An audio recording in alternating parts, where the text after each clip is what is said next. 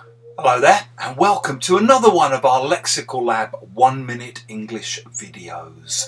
If you like this video, make sure you subscribe to our YouTube channel and check out our website www.lexicallab.com to find out more about our online English language classes.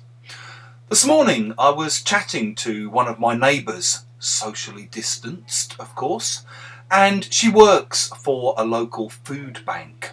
For those of you who don't know what a food bank is, it's basically a kind of charitable organisation that sources food.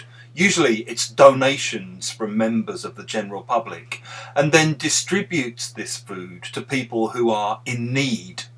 And we were chatting and she told me that since this lockdown in particular has started, it started about a month and a half ago now, demand at her local food bank has rocketed. Demand's gone through the roof and there are more and more and more people turning to food banks to survive.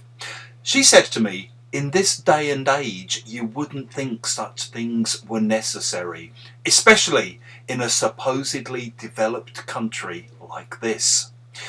If you talk about things happening in this day and age, it means nowadays or in this time, but we usually use it when we're shocked or surprised by something.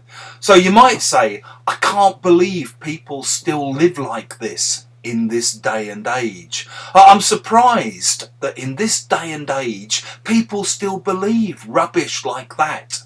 You'd think that no one would care about something like that in this day and age, but I guess some people still have prehistoric attitudes.